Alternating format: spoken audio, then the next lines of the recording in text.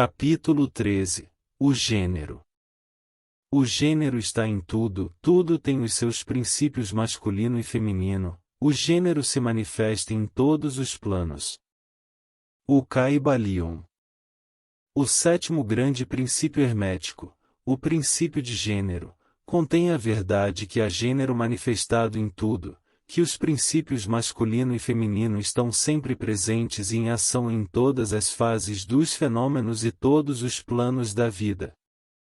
Neste ponto acham-os bom chamar a vossa atenção para o fato que o gênero, no seu sentido hermético, e o sexo no uso ordinariamente aceitado do termo, não são a mesma coisa. A palavra gênero é derivada da raiz latina que significa gerar, procriar, produzir.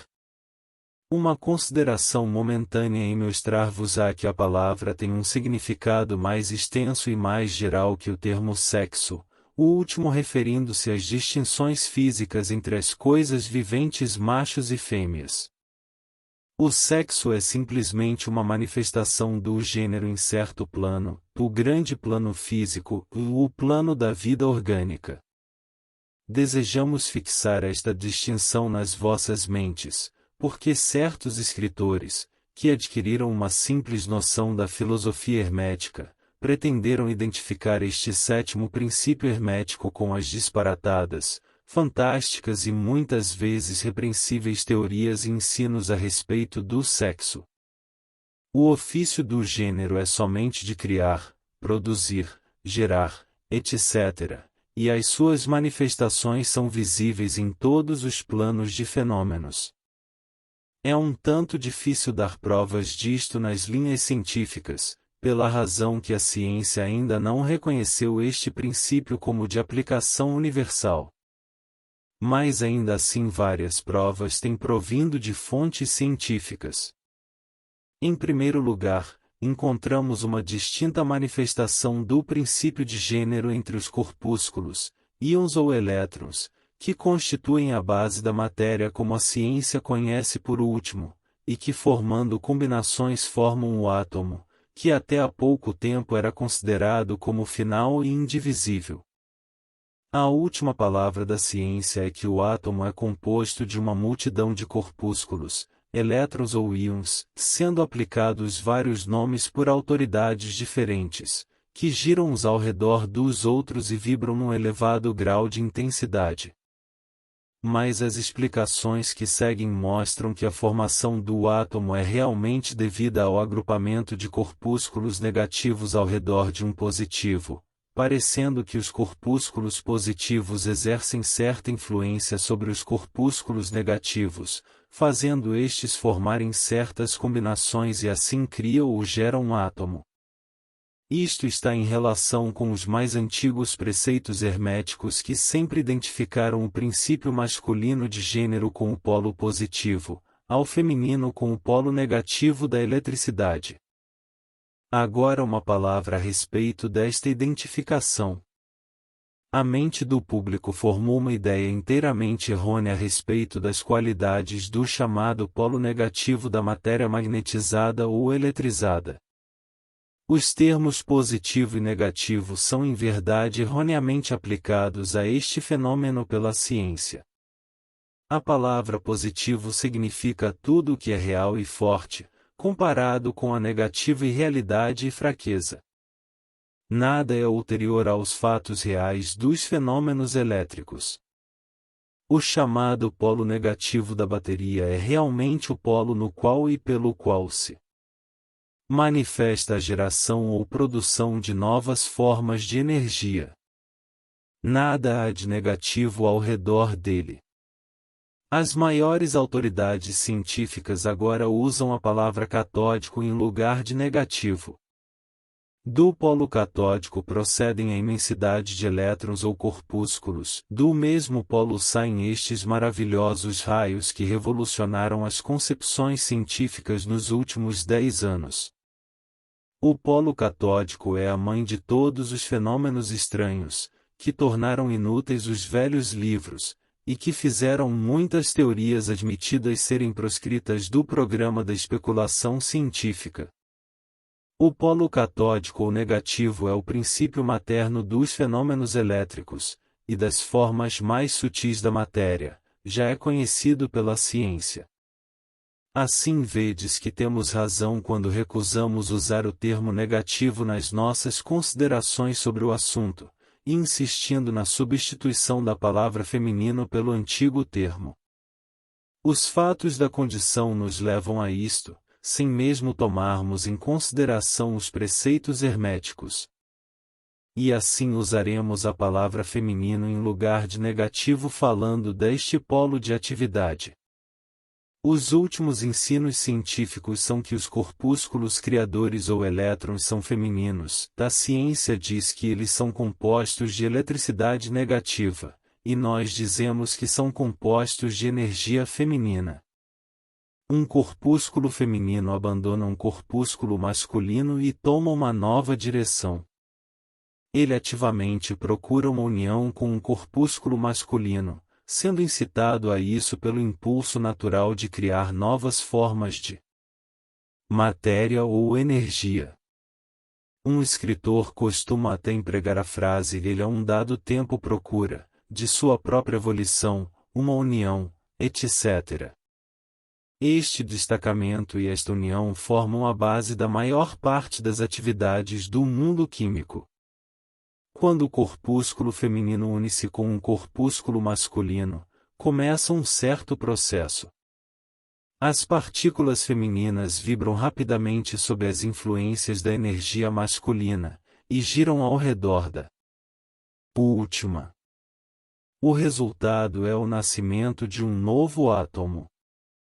Este novo átomo é realmente composto da união dos elétrons ou corpúsculos masculinos e femininos, mas quando a união é formada, o átomo torna-se uma coisa separada, tendo certas propriedades, mas não manifestando muito a propriedade da eletricidade independente. O processo de destacamento ou separação dos elétrons femininos é chamado ionização. Estes elétrons ou corpúsculos são os mais ativos trabalhadores no campo da natureza. Provenientes das suas uniões ou combinações, se manifestam os diversos fenômenos da luz, do calor, da eletricidade, do magnetismo, da atração, repulsão, afinidade química e o inverso, e outros fenômenos semelhantes. E tudo isto procede da ação do princípio de gênero no plano da energia. A parte do princípio masculino parece ser a de dirigir uma certa energia inerente ao princípio feminino e assim pôr em atividade o processo criativo. Mas o princípio feminino é sempre o único que faz a ativa obra criadora, e isto é assim em todos os planos. E ainda, cada princípio é incapaz da energia operativa sem o outro. Em muitas formas da vida, os dois princípios estão combinados em um só organismo. Por esta razão, tudo no mundo orgânico manifesta ambos os gêneros, e há sempre o masculino na forma feminina, e o feminino na forma masculina.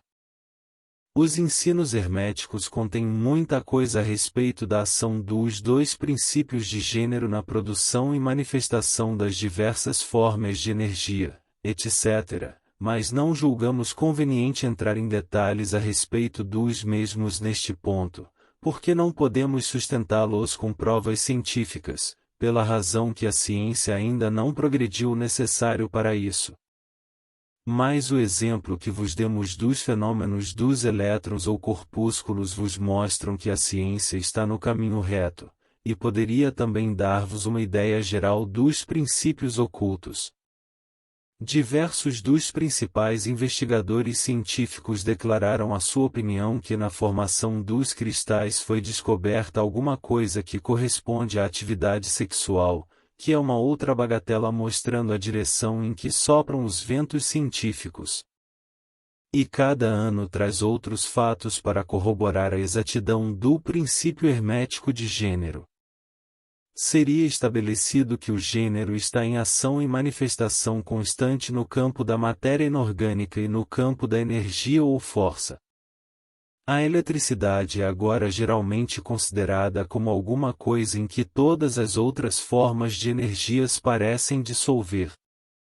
A teoria elétrica do universo é a última doutrina científica, e ela está crescendo rapidamente em popularidade e aceitação geral.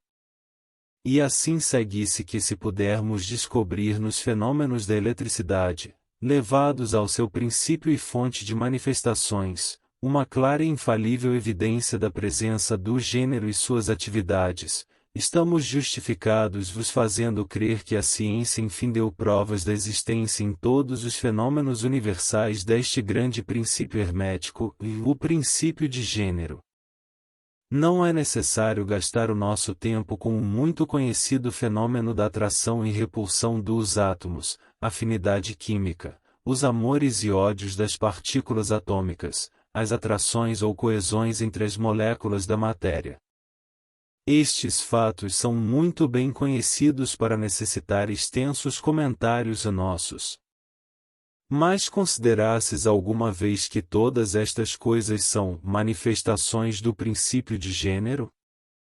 Não vedes que estes fenômenos andam ao par com os dos corpúsculos ou elétrons? E ainda mais que isto, não vedes a racionalidade dos ensinos herméticos que afirmam que a verdadeira lei da gravitação, essa estranha atração pela qual todas as partículas e corpos de matéria no universo tendem para outra é simplesmente outra manifestação do princípio de gênero, que opera na direção de atração da energia masculina para a feminina, e vice-versa. Não poderemos dar-vos provas científicas disto agora, mas vamos examinar os fenômenos à luz dos ensinos herméticos sobre o assunto, e veremos se não tereis uma hipótese mais útil que as oferecidas pela ciência física. Submetei todos os fenômenos físicos ao texto, e vereis sempre em evidência o princípio de gênero. Permite-nos agora passarmos à consideração da ação do princípio no plano mental. Muitas ideias interessantes têm nele a sua examinação. Capítulo 14. O gênero mental. Os estudantes de psicologia que seguiram o modo moderno de pensar a respeito dos fenômenos mentais ficaram surpreendidos pela persistência da dupla ideia mental que se tem manifestado tão fortemente durante os 10 anos passados do último meio século, e que deu origem a um grande número de teorias plausíveis a respeito da natureza e constituição destas duas mentes. Recentemente Thompson J. Hudson atingiu grande popularidade em 1893, avançando a sua bem conhecida teoria das mentes objetiva e subjetiva, que ele afirmou existir, em cada indivíduo. Outros escritores atraíram também a atenção pelas teorias sobre as mentes consciente e subconsciente, mentes voluntária e involuntária, mentes ativa e passiva, etc., etc. As teorias dos diversos escritores diferem entre si, mas permanece o princípio oculto da dualidade da mente. O estudante de filosofia hermética tem provocação de riso quando lê e ouve qualquer coisa destas novas teorias a respeito da dualidade da mente, cada escola aderindo tenazmente à sua própria teoria favorita e clamando ter descoberto a verdade. O estudante volta para trás às páginas da história oculta e, nos primeiros elementos dos preceitos ocultos, encontra referências à antiga doutrina hermética do princípio de gênero no plano mental e à manifestação do gênero mental.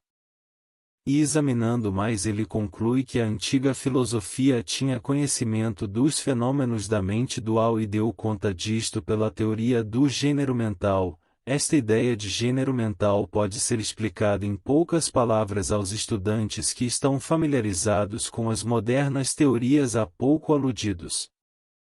O princípio masculino da mente corresponde à chamada mente objetiva, mente consciente, mente voluntária, mente ativa, etc.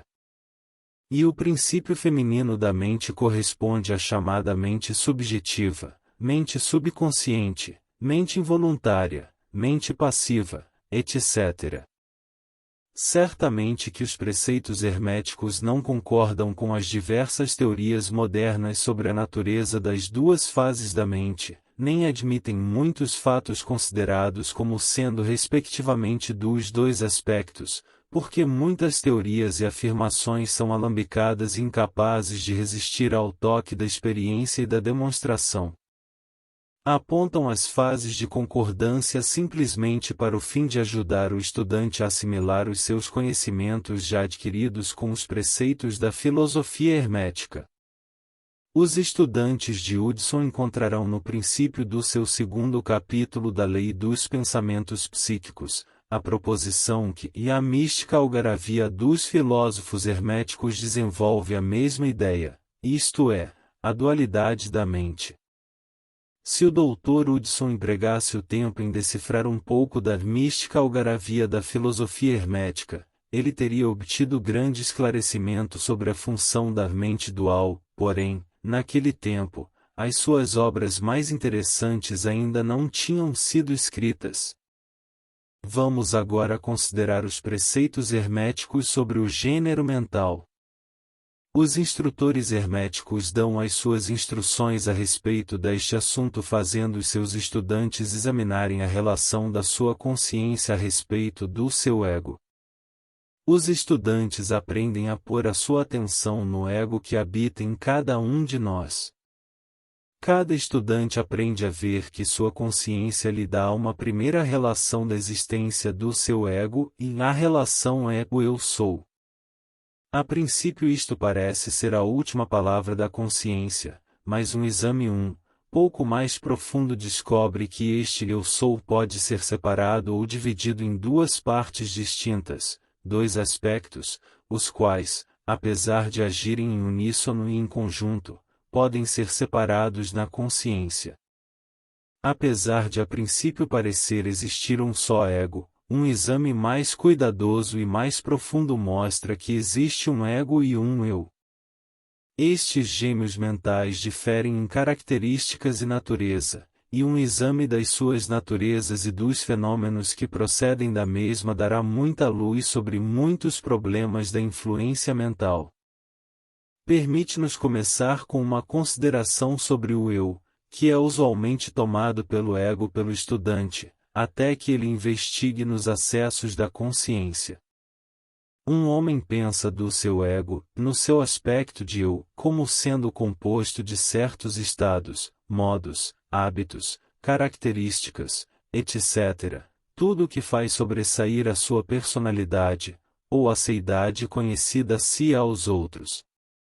Conhece que estas emoções e sensações mudam, nascem e morrem, estão sujeitas aos princípios de ritmo e de polaridade, que as levam de um extremo ao outro. Pensam também que o eu é formado de certos conhecimentos reunidos nas suas mentes e formando então uma parte deles mesmos. Tal é o eu de um homem. Porém, falamos muito apressadamente. O eu de muitos homens pode ser considerado como consistindo da sua consciência corpórea e dos seus apetites físicos, etc. A sua consciência sendo presa à sua natureza corpórea, eles praticamente vivem nela. Muitos homens ainda consideram o seu vestuário como parte do seu eu e atualmente parecem considerá-lo como uma parte de si mesmos. Um escritor disse humoristicamente que os homens se compõem de três partes: o espírito, o corpo e a roupa. Estas pessoas ou roupas conscientes perderiam a sua personalidade se fossem despidas da sua roupa, por selvagens, na ocasião de um naufrágio. Porém, mesmo muitos dos que estão presas à ideia do vestuário pessoal afirmam fortemente que a consciência do seu corpo é o seu eu. Eles não podem ter a ideia de uma seidade independente do corpo. A sua mente parece ser praticamente uma coisa pertencente ao seu corpo, o que é sempre o contrário. Mas, conforme o homem sobe na escala de consciência, ele se torna capaz de distinguir o seu eu da sua ideia do corpo e de pensar que este é uma coisa pertencente à sua parte mental. Mas, só então poderá identificar inteiramente o eu com os estados mentais, as emoções, etc., que ele sente existir dentro de si. É capaz de considerar estes estados internos como idênticos a ele mesmo, em vez deles serem simplesmente coisas produzidas por uma parte da sua mentalidade existindo dentro dele, sendo suas, estando nele, mas não sendo ele mesmo. Compreende que pode mudar estes estados mentais de emoções por um esforço da vontade e que pode do mesmo modo produzir uma emoção ou um estado de uma natureza exatamente oposta, e, contudo, existe o mesmo eu. E assim até que seja capaz de pôr de parte estes vários estados mentais, as emoções, os hábitos, as qualidades, os característicos e outras faculdades mentais, é capaz de pô-las no não-eu, coleção de curiosidade e embaraços, como uma posse de valor. Isto requer muita concentração mental e poderes de análise mental da parte do estudante. Porém, mesmo assim a tarefa é possível para os estudantes avançados, e mesmo os não muito adiantados podem ver, na imaginação, como pode ser realizado o processo. Depois que o processo de pôr de parte foi executado, o estudante pôr-se-á em posse consciente de uma seidade que pode ser considerada nos seus dois aspectos de eu e ego. O eu será considerado como sendo uma coisa mental em que os pensamentos, as ideias, as emoções, as sensações, e outras condições são produzidas. Pode ser considerado como a matriz, como disseram os antigos, capaz de fazer a geração manifestar-se à consciência como um ego feminino com latentes de criação e geração das progenes mentais de todas as espécies e reinos. Sente-se que as suas forças de energia criativa são enormes. Contudo, parece ser consciente que ele recebe muitas de energias do seu ego companheiro, ou de outro ego, quando é capaz de dar existência às criações mentais. Esta consciência traz consigo a realização de uma enorme capacidade para a operação mental e a habilidade criativa. Porém, o estudante descobre logo que isto não é tudo o que percebe dentro da sua consciência interior. Percebe que existe uma coisa mental que é capaz de querer que o ego feminino acione na direção de certa linha criativa, e que também é capaz de sustentar e provar a criação mental. Esta parte deles mesmos, dizem ser chamada ego, é capaz de ficar na sua consciência à vontade. Não tem uma consciência de habilitações para gerar e criar ativamente, no sentido do processo que acompanha as operações mentais, mas sim no sentimento e consciência de uma facilidade para projetar uma energia do ego masculino ao ego feminino, um processo de desejo que a criação mental comece e continue. Compreende também que o ego masculino é capaz de sustentar e abrigar as operações da criação mental do ego feminino. Na mente de cada pessoa existe estes dois aspectos. O eu representa o princípio masculino de gênero e o eu representa o feminino. O ego representa o aspecto de existência, o eu o aspecto de estado. Deveis saber que o princípio de correspondência opera neste plano do mesmo modo que o faz no grande plano em que é feita a criação dos universos. Ambos são semelhantes, porém muito diferentes em grau. O que está em cima é como o que está embaixo, e o que está embaixo é como a que está em cima. Estes aspectos da mente, os princípios masculino e feminino, o ego e o eu, considerados em relação com os conhecimentos dos fenômenos mentais ou físicos, dão a chave mestra destas pouco conhecidas regiões da operação e manifestação mental. O princípio de gênero mental manifesta a verdade que se oculta debaixo do campo total dos fenômenos de influência mental, etc. A tendência do princípio feminino é sempre em receber impressões, ao passo que a tendência do princípio masculino é sempre em dá-las ou exprimi-las. O princípio feminino tem um campo de operação mais variado que o princípio masculino. O princípio feminino dirige a obra da geração de novos pensamentos, conceitos, ideias, incluindo a obra da imaginação. O princípio masculino contenta-se com a obra da vontade, nas suas várias fases. E assim, sem o auxílio ativo da vontade do princípio masculino, o princípio feminino pode contentar-se com a geração de imagens mentais que são o resultado de impressões recebidas de fora, em vez de produzir criações mentais originais. As pessoas que prestam urna contínua atenção a um assunto pregam ativamente ambos os princípios mentais, o feminino na obra da ativa geração mental, e a vontade masculina na estimulação e fortificação da porção criativa da mente. A maioria das pessoas empregam realmente o princípio masculino mais pouco, e contentam-se com viver de acordo com os pensamentos e as ideias insinuadas no eu pelo ego das outras mentes. Porém, o nosso propósito não é demorar-nos na consideração desta fase do assunto, que pode ser estudada num bom livro de psicologia, com a chave que nós vos demos sobre o gênero mental. O estudante dos fenômenos psíquicos está ciente dos fenômenos classificados sob o título de telepatia, transmissão de pensamento, influência mental, sugestão, hipnotismo, etc. Muitos procuraram para uma explicação destas várias fases de fenômenos as teorias dos diversos instrutores da mente dupla. Em certa medida estão certos, porque há claramente uma manifestação de duas fases distintas da atividade mental. Porém, se esses estudantes considerarem estas mentes duplas à luz dos preceitos herméticos a respeito das vibrações e do gênero mental, compreenderão que têm na mão a chave com que tanto esforço procuravam.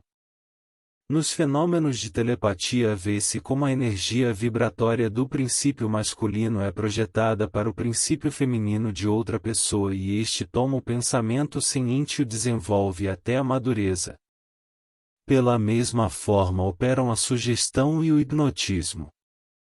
O princípio masculino da pessoa dando as sugestões dirige uma exalação da energia vibratória ou força a vontade para o princípio feminino da outra pessoa, e esta última aceitando-a, recebe em si mesma e age e pensa de conformidade com ela. Uma ideia assim recolhida na mente de uma pessoa, cresce e se desenvolve, e com o tempo é considerada como a melhor produção mental do indivíduo, porquanto, em realidade, é como o ovo do cuco colocado no ninho do pardal, quando este destrói a produção direta, e se põe no ninho. O método normal é para os princípios masculino e feminino na mente de uma pessoa coordenar e agir harmoniosamente em conjunção com a de outra. Mas, infelizmente, o princípio masculino nas pessoas médias é muito lento em agir, o entendimento da força-vontade é muito vagaroso, e a consequência é que tais pessoas são quase inteiramente dirigidas pelas mentes e os desejos das outras pessoas, as quais ela permite que façam as suas ideias e os seus desejos. Com poucas ações ou pensamentos originais são realizados pelas pessoas médias. Não são a maioria das pessoas simples sombras e ecos de outras que têm vontades ou mentes mais fortes que elas? Isto acontece porque a pessoa média vive mais na consciência do seu eu do que na do ego. Está polarizada no seu princípio feminino da mente, e o princípio masculino, em que se acha à vontade, é obrigado a ficar inativo e sem emprego. O homem e a mulher fortes do mundo manifestam invariavelmente o princípio masculino da vontade, e a sua força materialmente depende deste fato. Em vez de viver das impressões dadas às suas mentes pelos outros, dominam a sua própria mente pela sua vontade, obtendo a espécie desejada de imagens mentais, e ainda mais dominam do mesmo modo as mentes dos outros. Vede as pessoas fortes, como implantam os seus pensamentos cientes nas mentes das massas do povo, fazendo assim este pensar de acordo com os desejos e as vontades destes indivíduos fortes. Isto é porque as massas do povo são como criaturas carneiros, não dando origem a uma ideia própria e não empregando as suas próprias forças de atividade mental. A manifestação do gênero mental pode ser observada ao redor de nós todos os dias da vida. As pessoas magnéticas são as que podem empregar o princípio masculino com o fim de imprimir as suas ideias nos outros. O ator que faz o povo chorar ou rir como quer, o faz empregando este princípio. E assim é sucessivamente o orador, o político, o pregador, o escritor ou qualquer pessoa que tenha a atenção do público. A influência particular exercida por algumas pessoas sobre outras é devida à manifestação do gênero mental, na direção da linha vibratória acima indicada. Neste princípio acha-se oculto o segredo do magnetismo pessoal, da influência pessoal, da fascinação, etc., assim como os fenômenos geralmente agrupados sob o nome de hipnotismo. O estudante que familiarizou-se com os fenômenos geralmente chamados psíquicos, poderá descobrir a importante parte tomada nos ditos fenômenos por esta força que a ciência denominou sugestão, termo pelo qual se quer significar o processo ou método pelo qual uma ideia é transmitida à mente de outro, fazendo a segunda mente agir de acordo com ela. Uma exata compreensão da sugestão é necessária para se compreender com inteligência os variados fenômenos psíquicos que a sugestão encobre. Porém, o conhecimento da vibração e do gênero mental é ainda mais necessário para o estudante da sugestão. Porque todo o princípio da sugestão depende do princípio de gênero mental e de vibração. É costume dos escritores e instrutores da sugestão explicar que é a mente objetiva ou voluntária que faz impressão mental, ou sugestão na mente subjetiva ou involuntária. Porém, não descrevem o processo ou não nos dão uma analogia na natureza pela qual possamos compreender melhor a ideia.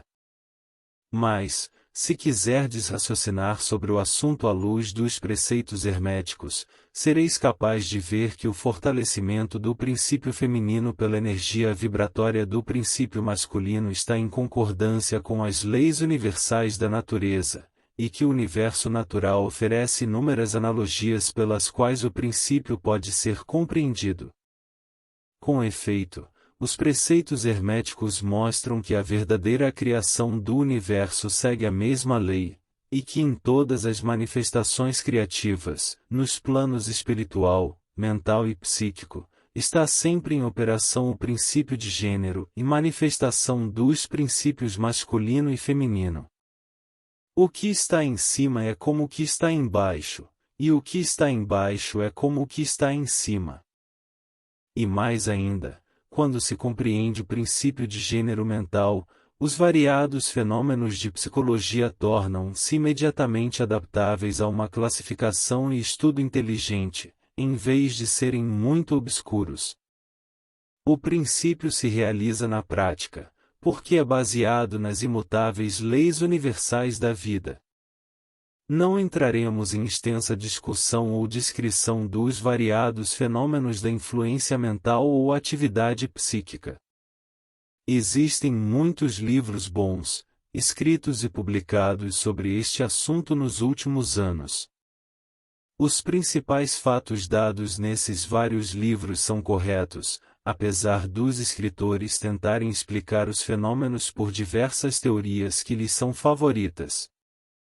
O estudante pode instruir a si próprio nestas matérias, e empregando a teoria do gênero mental será capaz de pôr em ordem no caos das teorias e doutrinas contrárias, e poderá tomar-se mestre no assunto se for inclinado a ele.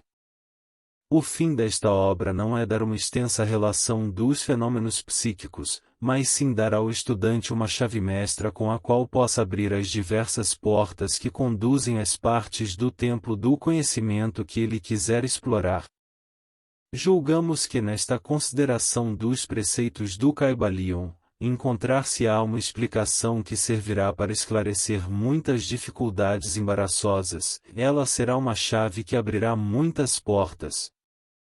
Qualquer que seja o costume de fazer detalhes a respeito das muitas formas de fenômenos psíquicos e da ciência mental, colocam-os providencialmente na mão do estudante as ideias pelas quais ele pode instruir-se muito a respeito de cada fase do assunto que o interessar. Com o auxílio do Kybalion pode-se fazer uma livraria oculta, a velha luz do Egito iluminando as páginas e os assuntos obscuros. Este é o fim deste livro. Não queremos expor uma nova filosofia, mas sim fornecer o bosquejo de um grande preceito do mundo antigo, que poderá esclarecer as doutrinas de outros, que servirá de grande reconciliador das diferentes teorias e doutrinas opostas.